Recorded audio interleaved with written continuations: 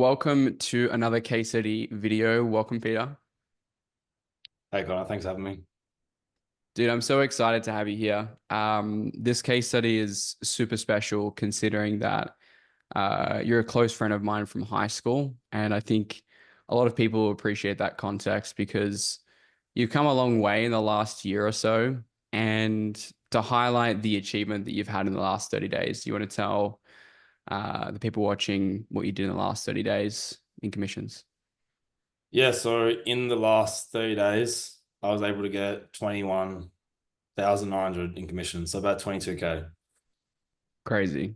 And you've come such a long way in the last year, and there's a lot you've gone through. And I think a lot of people will take a lot of value from this interview because there's a lot of insights and there's a lot of learnings and lessons you've had over the last year that are quite powerful. And I think, yeah, there's going to be a lot of value in this one. So, 100%. dude, I think where we should start is way back when, before you got started in high ticket sales or any of that type of stuff, Yeah. where you first found out about making money online and you were doing the electrician job that you were doing. Um, Take us way back before you even considered making money online was possible. Okay. It's a while ago. Yeah. Um, First things first, so fresh out of school, into a traineeship to be a HV technician. So it's as basically an advanced electrician. So you work with like high voltage. So I was gonna go into that. It's basically what I was doing. And then I was also gonna get an engineering degree from that as well. So sitting at about like a quarter of a million a year salary was sort of what I was looking at. Mm, And that's pretty much what I went into, and it was a huge shock, obviously going from school to like full-time work. It was definitely a shock. And then I'd say the biggest thing was one day I had to go to Bunnings, right? And then that's where you were actually working at the time. And then like I actually yeah. ran into your cash register and I was like, oh, what's going on? And Oh, then wow. you're like, oh, I'm doing this. I'm like, what do you mean? And you're like, oh, like let's link up and like have a chat about it. And then eventually Yeah. we were like meeting up and talking. And then you were telling me, and then I had like this huge light bulb moment. I was like, so you're telling me I can make the same money, if not more, but I can actually do it from anywhere and I don't have to do like 70, 80 hour weeks traveling. And then I was like, where do I go? Like, where do I sign up? And then Mm, you obviously went through that. And then just to branch off your question as well, a big realization when I sort of realized like I needed to do something was like my mental health actually was like declining crazy, like a lot of people in the trade space in Australia does. So yeah. just working like gut wrenching hours, early wake ups, super late nights, no social life, not able to look after, your health and stuff. And then that was a big realization for me. And I think the biggest turning point for me was I was actually sitting in the car with one of my work colleagues and we're driving past like a Nissan dealership. And then he was like, oh, I remember when I was like 20, he's like, I got a brand new one of those. And I'm like, okay. And then he's like, yeah, he's like, but I sacrificed everything. I'm like, wait, what do you mean? He said, I didn't go to any birthdays, no Christmases. He's like, basically sacrificed his whole life for such a small reward. And then I was thinking to myself, like, excuse my language, but I was like, holy shit. I was like, you're telling me you threw your whole life away and you've got Mm. like a nice car. Like, really? And then Yeah. that's when I was just Yeah. come on, there's got to be a lot more than this. So Mm. yeah, that's basically the story. And then obviously you and I started hanging out, talking about it, and then that's when I started looking into it a bit more. Yeah. I remember the walks that we had when I was first getting started with high ticket sales. How many years ago was that? 3, 4 years now? Oh, bro, I would have been post school 18, about three and a half, I think. Yeah. Crazy, crazy how far that we've both come in that very short time frame. I don't remember the conversation happening at my previous workplace, Bunnings in the retail store, but that's super cool because that's a huge transition, right? Going from being on track or currently going to be making $250,000 a year Mm. to wanting to have more of that flexibility and freedom through making money online.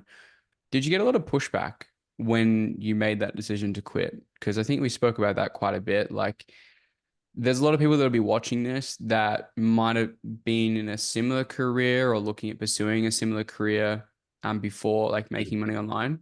Like, what was your pushback like when you decided to do something like that? Because it's a pretty drastic change. Yeah, huge, right? Mm, It's pretty off the grain doing, especially where we're from, very small town, small people, very small-minded stuff, to doing a complete 180 when I like quote unquote like had, the best opportunity ever. Fresh out of school, $250,000 a year job, great career path, like I had everything going for me. And then I basically wanted to go completely against the grain. And that was mm, the hardest thing as well because I had so much like external pressure, like that everyone does, right? And that's a mm, thing. I think a big thing that holds a lot of people back as well, especially before they even start and like when they're going through it, they're always sitting on the fence because they're like, oh, like my parents, my friends, this and that. But like, frankly, like they're just never going to get it, and that's fine because like they're in a different stage of life, and then also your parents are born at a completely different time, right? So imagine if you were in their shoes, obviously they're going to think it's ridiculous. It's because they care as well, right? But mm. yeah, huge pushback, like being told that, not from my parents, but like just internally, I was thinking like, oh, like like am I going to be a failure? Am I letting everyone down? Like huge, like chip on my shoulder, 100%. Yeah. Yeah. I think it's a lot of pressure, right? Because I remember the conversations we had way back when, before we even started any of this, and it Mm. was pretty intense. Friends, Yeah, family. It's not an easy thing, like you mentioned before. Being in such a small place where we're both from, Tasmania, there's just mm, so much pressure, and it's such a small place, and everybody knows everybody, so it's can yeah, become quite intense. So you quit that job and you decided on a different path just because of the lifestyle choices, meaning that you could earn really good money doing that job, but it just didn't fit the goals of what you wanted and the way that you wanted to live your life in terms of lifestyle, in yeah, terms of stress, in terms of health, all these other type of things. You wanted to have your time back. So yeah, exactly. we ended up living together in the Gold Mm, Coast for a year as well, which is crazy. That was like what, 2 years ago now, something like that. yeah, Um, so you quit your job and you actually yeah, got into some form of sales, which was very yeah, difficult sales, like telemarketing, like cold calling sales. yeah, yeah, What like, in high ticket sales? You've only been doing high ticket sales for a little bit over a year. So take us yeah. through like what you tried, what you did, and what your experiences was with all the other things you Yeah. tried before. No, great question. So first things first, obviously we moved to Gold Coast, sold everything I had, and I was like, all right, let's go do it. I'm young, why not? Figure it out. Split up with my long-term partner for 4 years, and then obviously went and did that. And I was like to you, I was like, how do I get into sales? And you're like, you just need to put reps on the board, man. So I was like, is telemarketing good? And you were like, pretty much. And I was like, cool. So I smashed that out, you Yeah. know, $400 a day, every day, 6 days a week. So that obviously helped build a lot of confidence. And then from there onwards, I actually was going to lean into like SMMA, like marketing and stuff. Mm, Did that. So you actually referred me to a course for that. So I just started doing that. And it was great. Like I was going through the motions, I was putting all the work in and stuff like that. But then like also you could say it was maturity, but also like other things as well. Like you're not like, you should be spending your time better, but you still don't do it. Even though I was on a payment plan, I could barely afford it. And I was basically like week to week. Like I was still doing mm, some work. And then eventually I caught my break and I caught a huge whale in the industry. And then I was doing a pay per lead model. Everything was good, going through it all. And then I missed like one minor detail in the process. And then I was like, all right, cool, I'm gonna make it work. I was testing my ads out. I was getting like leads like super dirt cheap. Pay per lead model was like 3-4xing on my leads. And then mm, I basically loaded it all up on my credit card. And I was like, this is it. Like we're gonna break through now. And then next thing you know, I send the invoice off and I got ghosted. And then I was like, mm, cool. And then I was like, all right, so now I've got a huge debt of a credit card and my clients ghosted me. And then from that, obviously for most people, you should just get back on and just figure it out. But that like disheartened me a lot. And then I basically gave up in a sense for a little bit. And then you mm. could say, I just started changing who I started hanging around with. And you could say the best way possible, getting lost in the sauce a little bit. But Sure. like Gold Coast thing. But Hmm. yeah, and then from there onwards, um, did a few other things, went on a few other did actually that's when I started going into setting online, and Hmm. then eventually to Melbourne, then back to Tassie, and then from there onwards, I remember you were visiting at the time, and then I went up and just like caught up with you, and I was like, I need to like get into sales, and then I was like, I Mm. want to learn a skill that's going to make me, basically never run out of money because it is the foundational skills for everything. So you can go Yeah. run your own bar, you can go into any business, like it gives you so much leverage at the end of the day. So that's basically the story. Yeah. Yeah. Pretty much how I remember it. Uh, yeah. It's a very, very common path a lot of people go through, as we've spoken about many times, which is that trying different business models, kind of getting disheartened, things go wrong, things backfire. Even if you're doing high ticket sales, as we'll talk about with your experience, still plenty of things can go wrong until they go very, very right. 22K a month in a 30-day period in commissions is insane. But there was a Mm. lot that kind of led up to that success as well. So Yep. what you came in, what did you do the first 6 months? What was that like? What type of offers did you take? Were they bad? Were they good? Yeah, take us through that. Yeah, so I came in and basically did everything that you shouldn't have done. So taking offers out of like complete desperation. Yeah. It's just coming from a scarcity point of view, just taking every offer I could, not vetting them properly, and then just going through a vicious cycle of, going from offer to offer at a time. Um, and yeah, going through it, and then eventually actually falling back into work, like doing laboring. So, and Mm, then there onwards, eventually figuring it out and finding a good role. And then that's basically how we got here. that's the long story short, that's for sure. Yeah. You tell us, like, in comparison to labor, with what you were doing for quite a bit when you moved back to Tassie in Tasmania, Mhm. for the guys that don't know what we're talking about when we say Tassie. Um, What's that like in comparison to what you're doing now in terms of like intensity, in terms of pay? Like, how would you Yeah. contrast the two? Because there's a very big difference. Yeah. So completely different kettle of fish, right? So 4 a.m. wake ups, driving for 45 minutes to an hour to go work, to go build houses near a mountain. And you can see the snow coming from the mountain. And it's so cold that your face is like literally throbbing and you can't, and like your hands are burning. That's how cold it is. Yeah. Like it's, it's not great, right? But obviously, Yeah. in Australia, you just got to be a hard ass and just push through, right? So that's what I did. Mm, And yeah, it's super different. Only earning about let's say $1,200 a week or so at most. That's also doing overtime, like weekends and stuff as well. But and then compared to now, like I still do a lot of work, but it's not as physically. It's just a lot more like mentally exhausting, right? So, but 100%. I'd say the biggest thing is beforehand, I'd finish work and I'd be like exhausted, like to the point of like nearly falling asleep in my car on the way home, to the point now, like trying to go to the gym and stuff afterwards.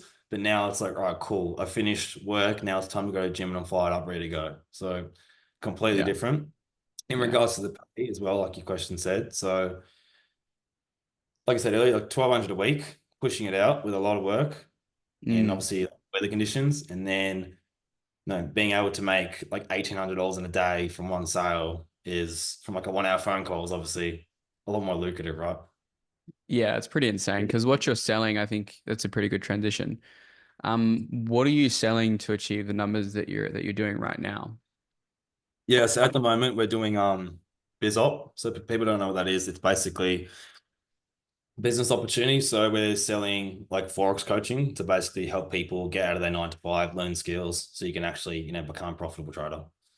And it's quite expensive, right? Yeah, 15, 20K packages. Yeah. Which I want people to understand, like, this is the possibilities that exist out there. It's like there's a 15 to $20,000 trading program that you could sell like Peter's doing and making, you say 1.8K per sale, Yeah, so we have commission structure. So you start at 10%, but then when you reach like a certain milestone, you go to 12. So it's about $1,800 a sale for a 15. But if you do a 20,000, it's like 2,400. which is insane, like absolutely crazy. So want to go back to your journey for a little bit because it was a one-two skip a few there on more of like the mistakes that you made in the past of like taking bad offers.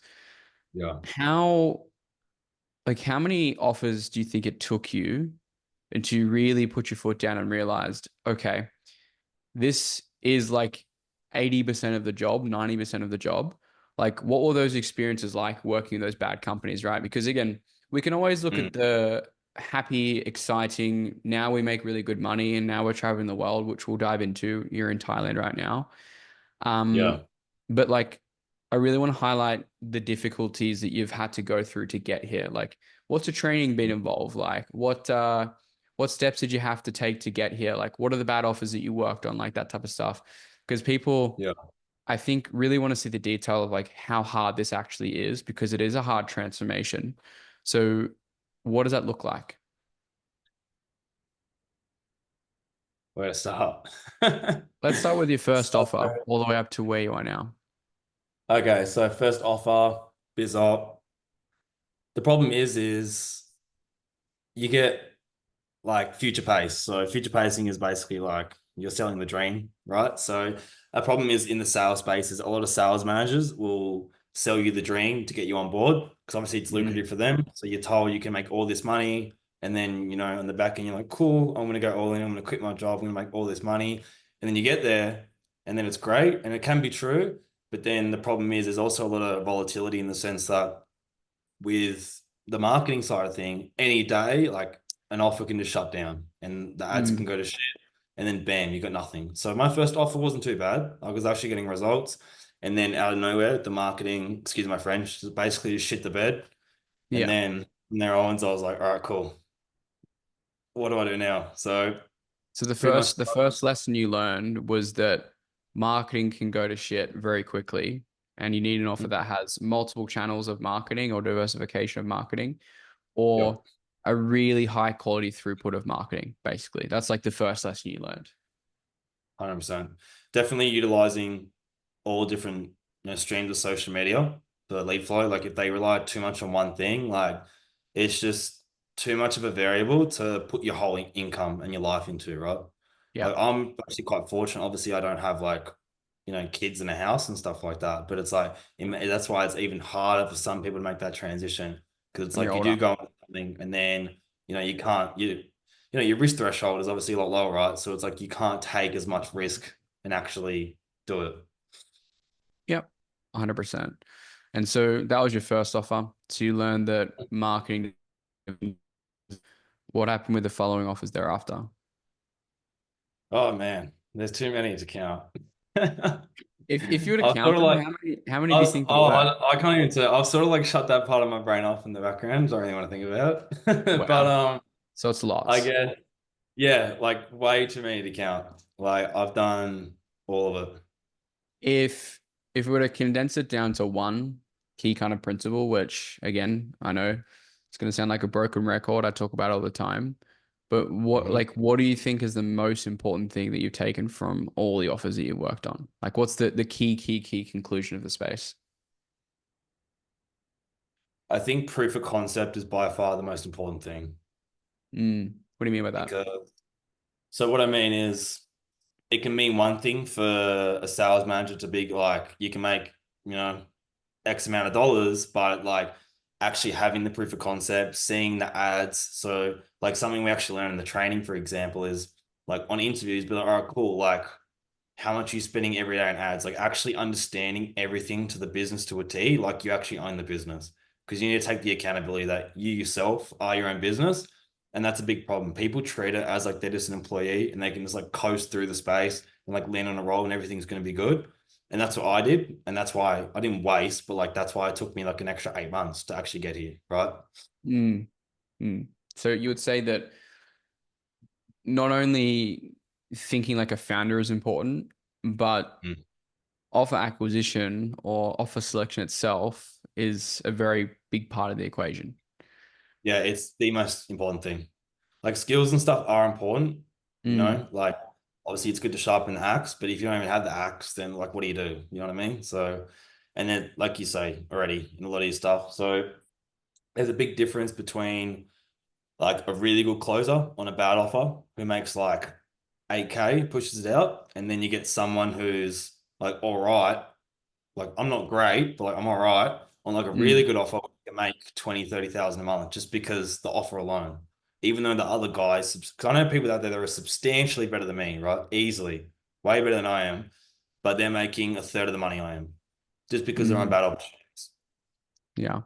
And I think I'm going to sound like a broken record, but it's just so important that people know this and understand it is that sales training is important, skill is Mhm. important, but if you don't have the offer, you're not going to make the money that you want, especially in the high ticket sales space or even traditional sales. It's like if you have a good offer and you get really good at offer acquisition and talking to the right people and asking the right questions and interviewing really well, you've seen it yourself, right? Rahul is one of the guys in your circle. Like he's practically on a laydown offer and makes 33,000 US dollars a month in commissions. And he Mm. just barely even have to sell people. Like he just kind of has conversations, which is crazy to even just conceptualize, which I'm sure if he watches this, he'll love me mentioning that. But let's talk about how life has changed, right? So you're kind of living the dream that you wanted to have. You may not realize it because you're kind of very recent to traveling and stuff, but even Yeah. reflecting, like how is life different, man? Because it's a very different reality to what it was for you a year ago. You're in Mhm. Thailand, you're doing Muay Thai, you've met a bunch of the guys from the RSA in Thailand and other different networks. Like, what's life like compared to, over a year ago now? Literally day and night difference, right? And like you said earlier, it doesn't really feel surreal. Yeah. You don't really, like you said earlier, you need to sort of sometimes just take a step back and look at it from a different lens and actually be appreciative of the moment.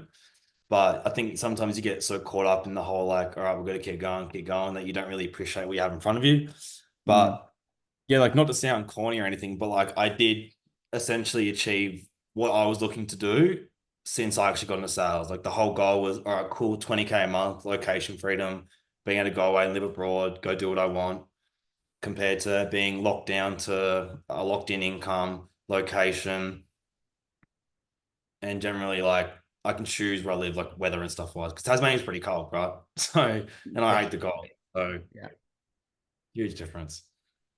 What's it been like connecting with other people in the space that are just like you and think like you? Because I think a lot of the guys that I talk to highlight the importance of like having the community aspect inside the RSA. Yeah. What's it been like? Because I know how dramatic of a difference it was for me when I kind of found my crowd. Because you know what it was like for me when we lived together, right? Nobody really understood what I was doing. I was kind of like this little sales nerd that would sit in my room all day and just do sales. Like that's probably your experience, right? So what has it been like, meeting guys overseas who are like you, think like you, have the same values? Like how much difference has Yeah. that made compared to being surrounded by probably good people still in Tasmania, but like people who are more aligned to what you want to do and are on the same journey? Yeah. It's probably the best way to put it is it's just really it's like a breath of fresh air, right? It's because like deep down, and also like you feel like you're deprived in a sense because it's like obviously I love my mates and stuff like that, like who are there. Obviously, I wouldn't change them for the world, but it's like we're obviously just have like work and stuff's like completely different, right? And like they get it, like we talk about it a little bit, but like they don't really get it, and like that's okay as well. But like coming here and actually being able to talk to people like openly about it, it's like you feel like you're a kid in a playground. You know what I mean? You're like, oh my Mm, God. yeah. So yeah, it's just such a like a surreal experience. It's like, oh my God, like you're literally doing the same thing as me. And then it's pretty full circle, like when you hear everyone like talk about their stories and stuff, where Mm, somewhere amongst the line, it pretty much all aligns. Where one guy was like, oh, I quit my job, I did this, or I left my girlfriend, I did this, but basically all comes full circle where you all took a risk and you all basically took that leap. So it's like just a mm. different level of like, I don't know, respect, I guess, in a sense. And you get along with these people, right? It's very different because you have the same values, you've gone through the same journey, and like you said, there's that mutual respect of like Yeah. that person at some point or another chose to go a different path. They chose to take the risk, and they chose Yeah. to, especially if you're at 10K a month plus, which not everybody that you know in person does that, but it's it's a shared respect for like the amount of work that's required to get to that point, and you just almost feel like you belong. Because I think for a lot of people that will watch this interview, Mhm. like I understand how isolating trying to make money online can be. It's very difficult. It's very isolating. It's very lonely because if you're from a place that Peter and I are from, there's not very many people that are doing that. I would say I could count two, maybe three people that I know in Tasmania that are actually like online business owners. And it took a while before, you and I could both move away. And I've been able to travel different places in the world and connect with other people. But what I was saying before is, again, people who watch this will understand that it's very difficult pursuing this path alone. And that's why I've created RSA as a community, because I know how impactful it is to have people who are on that same mission as you, because you've kind of got your own clique going with some of the RSA boys as well. Like you've got your own group, like Rahul and a couple others, right? Yeah, so I think community is a big thing, right? And like the billionaire Dan Pena, like not to sound like cringe or anything, where he's like, "I'll show Yeah. me your friends, I'll show you your future." So that's huge, right? Like as humans, like we're sponges, and it's like if you're gonna hang around people who aren't doing what you want to do, and don't have the same values or morals, or really trying to achieve the same thing as you, like it's really hard to break out of that, right? And then you're Mm, not really able to fully be yourself. Now, I'm not saying like some people are better than others, but I'm just saying like people just want different things in life. But I think having, because like I said, it's not all sunshine and rainbows. It's not like, cool, let me just, learn a course, get some resources, get a role, and I'll start, driving Ferraris and stuff, right? Like it's a lot more than mm, that. mm. I think the support is probably one of, if not the most important thing during your highs and your lows, because like the lows, like they're extremely low, right? So if you can have a Mm. circle around you, people who are experiencing the same thing to actually like lift you up, I find that super beneficial. Also, I think having someone with experience, right? Yeah. The support circle is really key, like having the right community as well.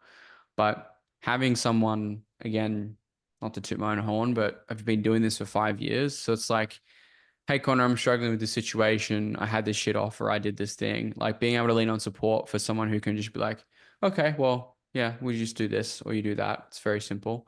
I think that is very, very, very, very important in being successful with this journey because, as you mentioned, the lows are very, very low, and it's hard to persist through those times. Really hard. Like you've experienced that yourself. I've experienced that myself. Like when I first tried starting my own market agency, I had literally nobody to depend on. Um, E-commerce stores. I've done everything. Like when I got scammed for paying crypto for a YouTube cash cow channel, there was no one to lean on but me. And I just had to dwell on that mistake and just realize that I just lost, you know, whatever at the time, 80 YouTube cash cow channel. I can't remember how old I was, but the point I'm Yeah. trying to get at is having a circle like a community is quite important, as well as having a coach who's just been there and done that. That can just tell you right from wrong or if you're on the right path. Yeah, 100%. So, what do you think it takes, man? Because as I talk about all the time, the real raw reality of things, in terms of training, in terms of dedication, in terms of commitment, like where you're at in commissions is closer to like the top 1% of the space, the top five, top 10% of the space. Hmm. So, what do you feel like has been required of you? And what do you feel like someone should know going into high ticket sales is required to get a similar result to yourself? How have you had to show up? How committed have you had to be? What does your lifestyle look like over the last year? Yeah, so I'd say a pretty simple way to put it is if you do average inputs, you're going to get average results, right? And it's vice versa. If you obviously put a lot more in, then you're going to get better results. So it's not one of those things where you can, just take your calls or even like just do 1 hour studying a day and just expect to get results. Like if you really, really want to get into it and actually get some like exceptional like results, you need to really go all in. So no more like chilling out or like I'm not saying that I don't like chill out, right? But what I mean is like you need to, I'm not like a robot or anything, but like what I mean is you need to really, how do you put it? You need to really prioritize your time to the best way possible. So I guess consistently every day. Like, because what I understand as well, like a big thing since I moved to Thailand was like momentum. Because my issue was beforehand, and I know why I got stuck with my results was because I'd be like, all right, cool, I'd smash it out for like 1 or 2 weeks every single day. And then I'd have one day off here, 2 days off here, then that 2 days would turn into a week, vice versa. So in Yeah. order to actually get there, I feel like the most important factor is really just making sure you show up consistently. Obviously, everyone says this, right? But there's a reason everyone says it. You know what I mean? Yes. As 100%. long Yeah. as Yeah. you can actually be consistent and ride with the momentum, you're gonna win. As simple as that. Like you only lose when you quit. As simple as that, basically. Hmm. I think it's an important thing that you said about momentum there. Like, what do you mean by momentum? Like, why is that so important? So what I mean by that is, let's say if you have a good week, a lot of people fall into this trap, and I fell into this trap numerous times. You have a good week, and then it's the weekend. You're like, all right, cool. Done a great week in comms, gonna go fluff around, do this, go out, with the boys, have a few beers on the weekend. Next thing you know, Sunday rolls around, you're a little bit hungover, your Sunday's ruined, you're rolling to Monday, you're still not feeling great, and then you're starting off on a bad foot. Where if you just decide to actually put your priorities straight and push that to a side for a second, when you're rolling into the next week, your results just keep compounding and it keeps compounding and compounding, and that's how you actually get exceptional results. In terms of training, in terms of how many calls you have a day, like that type of stuff, I want people to get like a real snapshot into like what your life has looked like over the last year because there's Yeah. momentum and there's consistency. But, you guys will see Vanch from the channel pretty soon as well. Vanch would tell me about how you guys would get on almost every single day. Like, what does your training schedule actually look like to make these results possible? Ideally, I try to do like a checklist if I can. So what I Mm. mean is at least once a day, well, every day, do some form of role play, then also check off like doing some like theory stuff, like reading up over something, and then also trying to incorporate call reviews on Mm. top of all the sales calls. And a big mistake a lot of sales reps fall into is like they won't have a call and they're like, all right, cool, and then they'll just go chill out. And the reason I say that is because I did it myself a lot of the Yeah. times. I know what the bad things are because I've done all of them, right? And then I've Mm. realized not having a no-show and then being like, all right, cool, I'm just gonna go for a walk or I'm just gonna go chill out or lay down where I could actually be spending that additional hour doing follow-ups or actually developing my skills, which is actually going to give me a better result in the end. Mm. And in the long story short, just working extremely hard, like Yeah. all day, every day. This is all that you've thought about for the last year, no? Yeah, pretty much. It's been a little bit bumpy road, but Yeah. yeah, to put it frankly, just being ruthless, right? As you Mm. already know, it's not all sunshine and rainbows. If it was, there'd be a lot more people who are doing it. Yeah. But you're going to face a lot of adversity. Mm. And like you said, you're at a crossroad, right? You can either let it break you or you can actually let it mold you into someone. And that's your choice. Adversity in what way? As in, you're going to have bad days, you're going to have bad weeks, you're going to have bad months. Things in life pop up, like that's just the way it is. It's like when you get people, on a sales call who are like, oh, I've got this, this, and this coming up. It's like, respectfully, like, there's never actually going to be a good time. Like, people are always just going to make excuses saying they've got this, or, Christmas, birthday, New Year's. But Mm. regardless, we're always going to have things going on in life. It's just a matter of like actually prioritizing the time and actually making the time for what's actually important. I agree. And again, I know I sound like a broken record, but the reason why a lot of people come to me is because it's just really telling people the reality of things. And I think a very big part of making money online is not only the support and the coach and the community and the access you have to the right information and strategies, but it's ultimately the expectations you have of it. Because sure, even though that you know it's going to be difficult and hard and it's going to take 6 months to, those type of things, sure, like you're going to hope at times that it's not going to take that long and you wish it could be happening faster. But the more the people that are watching this interview realize that this is what it takes, the obsession, the commitment, the sacrifice, right?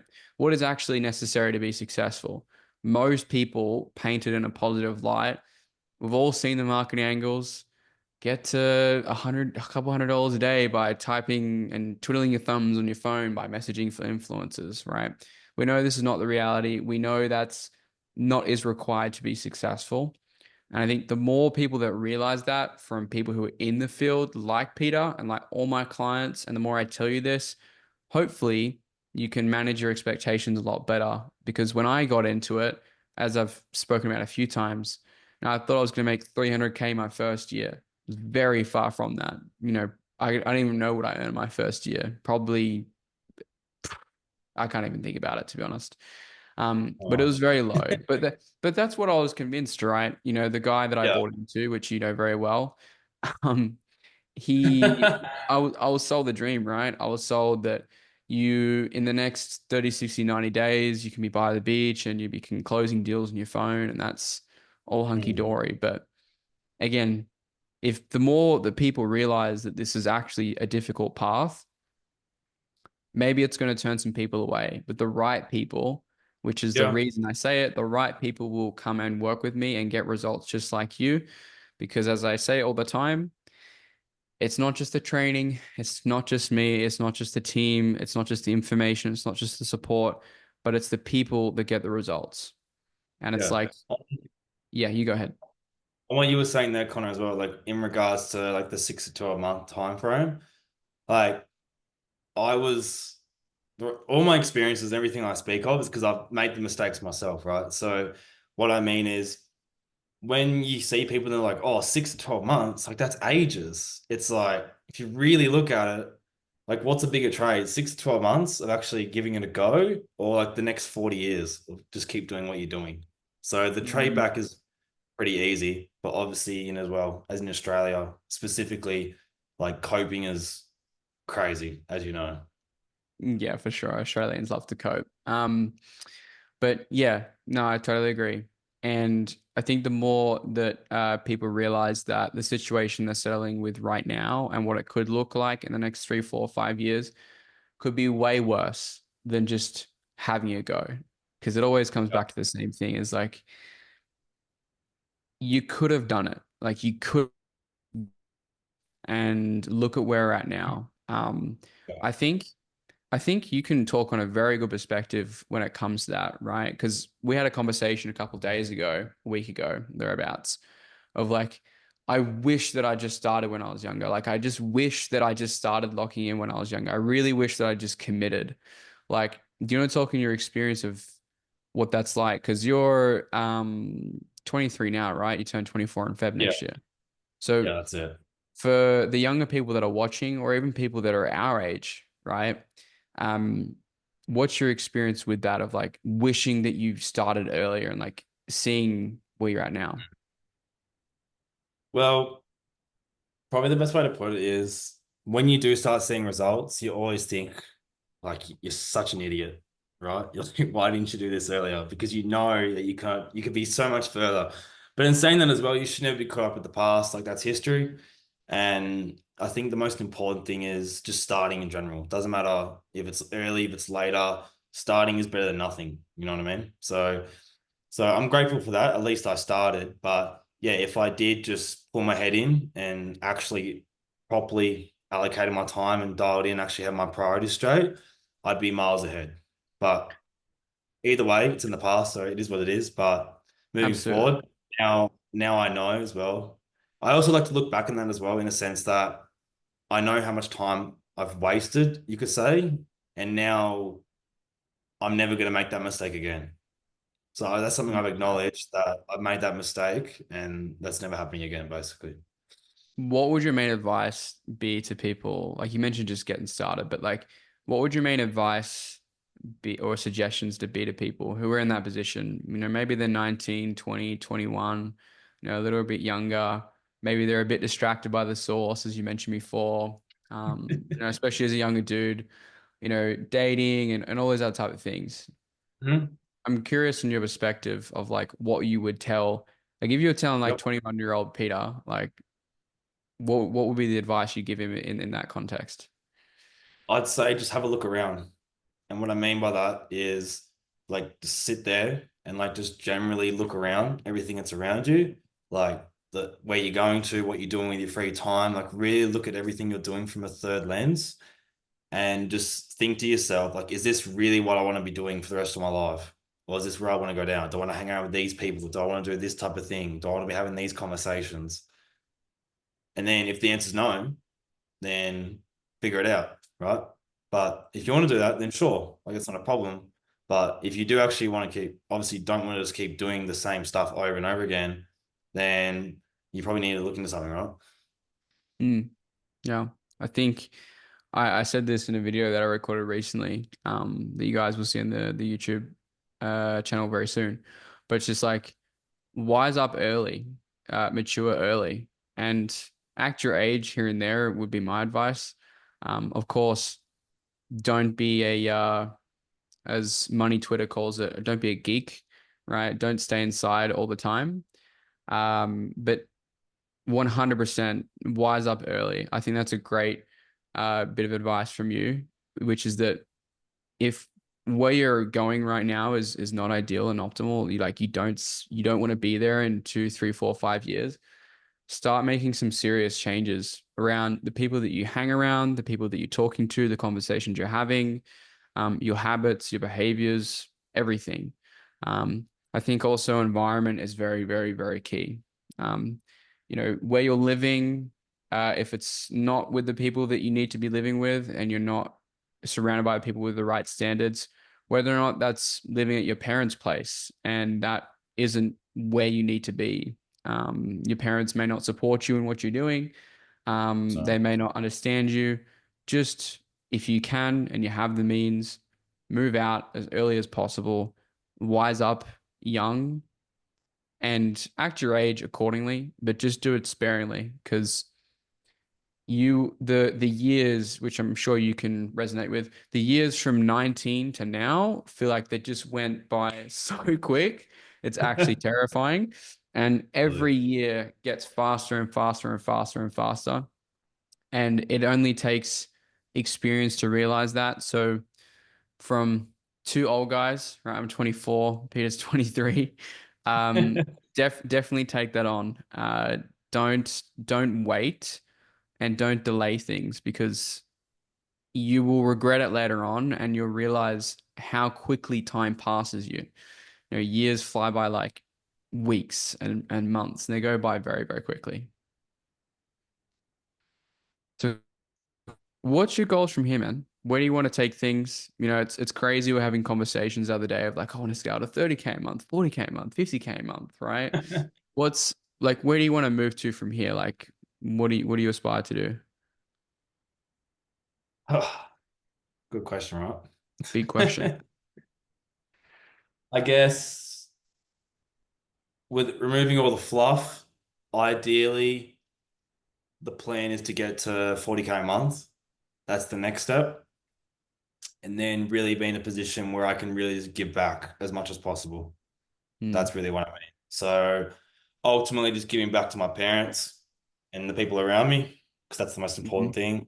At the end of the day, you can do all the other stuff later, but I know I feel like not to go into the woo-woo stuff, but like as a man, I feel like I have a moral obligation, and also being the only son, my family, I feel like I have to carry that burden that I have to take care of my parents. Because if no one else does, then they're not going to be looked after. So, 100%. Yeah. So make more income. You're obviously considering potential options moving to Dubai in the near future, perhaps, mm, which is exciting. It'll be good to show you around. Obviously, we've got a couple of the guys that have been here recently in one of the most recent interviews on the channel. So we've got Jackson, Fonz, Naveed, and Kashi, which is super cool. Um, are you still thinking about Dubai? Do you still want to move here? Like, is that a goal of yours? yeah, it's probably just more of the taxes, to be honest. I don't Okay. know. Me personally, like it's all great with all the materialistic stuff, I guess, but me personally, I think I'm more of a lifestyle thing. So I'd rather live in a really nice villa somewhere in Asia, get good weather, good food, just focus on the gym and still have a really good quality life. But in saying that as well, like it would be good to experience it all. I'm not gonna Mm, lie. I definitely think the main reason going there is probably just to get my taxes and stuff set up. But I know I could change my mind, could get sick of it, but I guess time will tell. sure. Okay. Makes sense. So obviously, I want to dive into your experience being in the community, going through the training, having access to coaches. What would your main feedback be after going through and working with me for nearly over a year now? Mhm. We're friends going into it, and I guess now you're technically a client, if we can call it that. What is your experience been like in terms of going through the training program? I'd say the best way to put it is you don't add fluff, it's the bare bones, where a lot of stuff out there, you get all this, excuse my language, bullshit, right, added Yeah. onto it, where really you just need to learn the fundamentals. People get too lost in adding this thing and this thing and this thing, where at the end of the day, you just need the fundamentals to get results. And then from there onwards, a big thing in your community sense and actual course is actually vetting a role, which, like I said earlier, vetting the role is probably the most important aspect. Like I said, in regards to good closure and like someone like average, like myself, getting obviously way better results, it's all about the offer. So a lot of people Mm, don't really talk about that. They really emphasize on like skills, skills, skills, which yeah, they have their place and stuff. But most importantly, I'd say definitely finding the offer is probably the utmost value because that's the biggest thing that's like going to push the needle to actually change someone's life.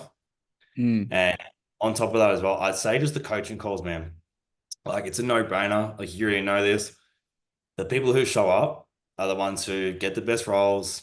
They're the best. They actually get results. And it's a bit of a no-brainer. And I wonder why, you know?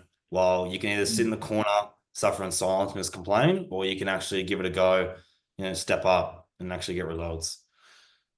So you feel like the coaching calls have been impactful in what way? Pretty much everything, man. So Okay. mindset, everything, right? So I guess, no, I guess mindset, you know, finding offers, good things and bad things, sharpening skills, and yeah, just generally being given opportunities as well. Like Connor talks about this a little bit, but like if you actually come to the calls and you actually put the effort in, like he'll throw offers in your face. And there's a Mm, reason that like recently, like like a lot of people in the community have been given ST offers is because they actually come to calls, right? So it's a no-brainer. mm. Something I want to highlight on that as well is I get asked this question all the time, like, do you do guaranteed placement or do you refer people to offers or there are job offers in the community?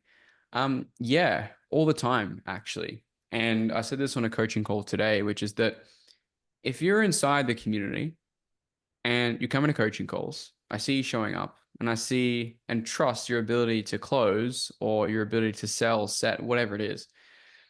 At the moment, right now, present, I have offers coming out of my ears and I do not have enough people to place on them. Like, I legitimately don't. And so, all the top clients inside the RSA get access to all those because my reputation is put on the line when I make those referrals. So, you're right. I think it's very rare that you can find a place where that just by simply showing up and being attentive and being Mm. uh, being known can get you great results inside the Yeah. RSA. Like it's very rare you find that in coaching programs. Well, and what you said then, Connor, as well, like being attentive, I think that's probably even more important than showing up, right? Because like Mm, when I say show up, I don't just mean rocking up and just sitting in a call and sitting in the shadows and like with your camera off or you're laying in bed. Like actually engage, role play. Like doesn't matter if you're new. Like that's the point. You're supposed to practice there. So when you do go into the battlefield, you're good to go, right? So I think that's another thing. Like when I do say show up, I don't just mean just rocking up to calls and doing the bare minimum, actually going above and beyond and doing the inputs and actually practicing. Actually do the work. There's too many people like I call myself for this as well, like another thing. Like too many yeah. people just mentally too many people just like mentally masturbate and they're like, oh man, like I'm doing like 10, 12 hour days, or I'm showing up to coaching calls. But like in reality, they might watch like 4 hours of resources, but there's no practical. They're not practicing, they're not doing role plays, they're not actually engaging in trainings. So like how is it actually even going to come to like tuition? Absolutely. I think there's some useful stuff for the guys that are watching because again, that's coming from Peter. It's not coming from me. It's just that I talk about this stuff all the time, but you're hearing this from someone who's making the money that you want to make. It's all about the implementation. It's all about how you show up, not just showing up for showing face sake. It's like if you're considering joining the training program, it's not enough to just come to coaching calls and just show face. You need to be asking questions. You need to be putting your hand up. You need to be participating. Because again, those who want positions ultimately have them inside the RSA. Every single person that wants a job, that deserves a job, and is competent to be able to handle it, gets it. Like literally, you guys are going to see case studies coming out of my ears over the next couple months. I just got another three people placed on an offer that does 1 million a month, right? They're all going to make 15K minimum to even stay on the offer. Mm. Um, I place another client with a guy who does 500,000 euros a month. These things all do happen, but you just have to participate and you have to show up aggressively. Otherwise, uh, again, like I said with the RSA, it's not a golden ticket if you don't use it. Like you just have to use it properly. You can't just expect to just pay me money and just kind of have the result just flow to you. It comes from hard work and it comes from showing up intensely and being committed. Yeah, and I say that because I fell into that trap because I did the marketing course and I was like, all right, cool, I paid the money, here are the results. And Yeah. then I realized, oh my God, like I actually have to do it. Like who would have thought, right? Yeah. Yeah, exactly right. Who would have thought? You don't get results without hard work. So great. I'm glad we touched on that. And so you've been around the block now. You've seen a lot Mm. of training out there. You've seen a lot of sales trainers. You've seen a lot of programs. You've seen a lot of stuff. How would you compare the RSA in your experience to what you have seen that's out there in the market? Competitors, sales trainers, the whole mix. Yeah, I'd say a big thing is you get what you pay for. And what I mean by that is a lot of other programs, like the packages that you actually think you're getting, where you're going to get the training, you're actually just in a funnel where you're just going to be upsold into the next big thing. So they Mm, only give you a small piece of the pie, and then it's like, all right, if you want to actually get some real training, it's going to be an extra 8 grand and then an extra 40 grand. And on top of it, where like this is like, not to, yeah, it's like your one-stop shop. Like you buy it, you do the training, you get the role, and then you get the result, right? It's not like one of those things where you feel like you're being constantly upsold into the next thing. And I'd say as well, just communication, like actually being able to talk to the coaches and the response times actually getting back to you. Obviously, things do happen, right? Like that's life. But really being able to ask for feedback, not just from you, but also the community. Because the other thing is, a lot of programs out there, they'll have hundreds of students and there'll be a post, but then there'll be like 3 likes. Where yeah. like in the RSA, the engagement levels are like next level. Like you make a post, you get like 40 likes and like 30 comments. Mm, Well, I literally, and even my own offer, right? Like respectfully, like I don't see many offers out there where the community is that engaged. I just don't see it. Not that mm. I've seen anyway. Yeah. Well, I mean, me neither, actually, because I've spent a lot of money on coaching, 220K cumulatively over the last 5 years, and I just haven't seen it. And I'm glad you highlighted that because a lot of people come to me for the training, right? The secrets, the guidance, the coaching, these type of things. But not many people realize how important of an aspect a community is. I mean, you spoke about it before of like being surrounded by the right people, but it's like everything is going against you here of making money online. Your beliefs, the people you surround yourself with, everything. So I've constantly made an active effort to make sure that everyone's included in the community, that it's active, that it's engaged, that people are supportive. Obviously, a lot of the right people come from the YouTube channel as well. That's why it's so active and people are like that and are giving because it's not just like people like and comment on posts, right? There's people who actively want to help you Yeah, inside the actively community. engaging.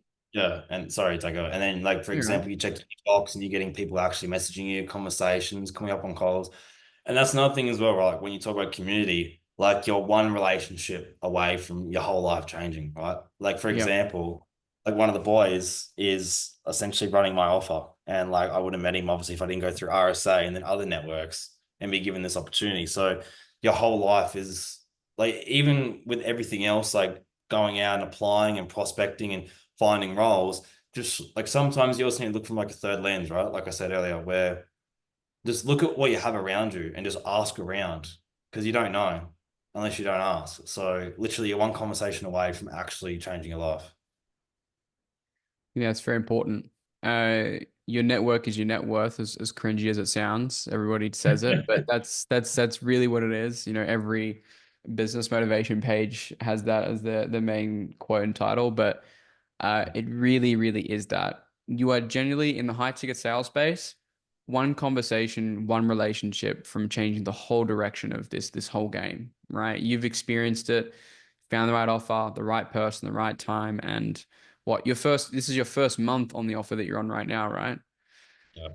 So that's only the first month. We're not even thinking about a couple months from now when you have a pipeline and follow-ups and upsells and all these other type of things included. Like there's just so much grounds to improve. Like there's 30K, 40K plus a month opportunity on this offer. Like we're only just kind of getting started. And it just happened from one conversation by meeting the person in the right place. Exactly right. That's huge. So if it isn't already obvious, and I know it's this every time, but how likely would you be to recommend the RSA to anyone out there that's kind of sitting on the fence? Like, what would you say to someone who's kind of been watching the videos for a while and kind of sitting on the sidelines? Well, frankly, I already have. But what would well, sorry, what was it? What would I say to someone who's sitting on the fence? How likely? I mean, we'll start off this. I'll ask the question much better. Number one, how likely would you be to recommend the RSA to anybody?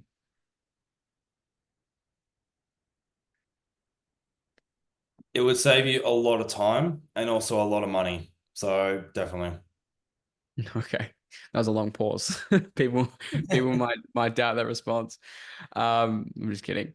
And I mean, we've spoke about it before, like time and all those other type of things. But what would you tell someone who's kind of sitting on the fence right now, who's kind of not too sure? Like, fine, maybe this thing is for me, maybe it's not. Like, what would you tell Yeah. that person? I'd say, what's the worst case scenario? You give it a go. It might not work, but at the end of the day, the biggest variable of not working is yourself. So you got to take accountability. So what's the worst case scenario? You spend some money and maybe you realize you don't want to do it and you just go back and doing what you're already doing.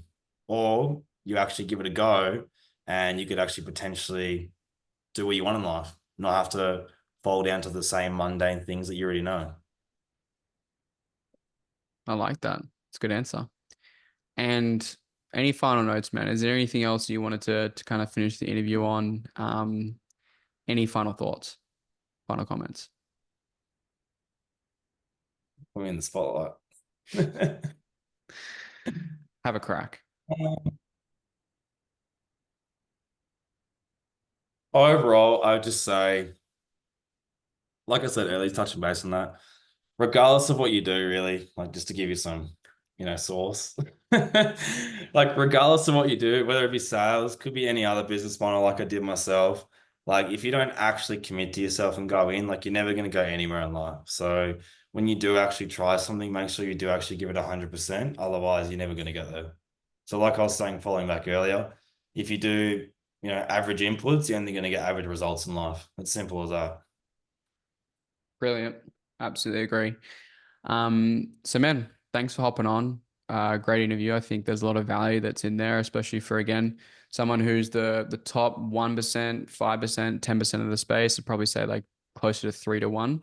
So I think there's a lot of value for a lot of the listeners that watched this interview today. So guys, if you want to get results just like Peter has, and you think that this is something you could be serious about, you think that you can be committed, you think that you can work hard, you think that you're ready to make the sacrifices required to get the results that all the case studies have on the channel and will continue to post, then there's a link down below in the description. You can fill in an application form.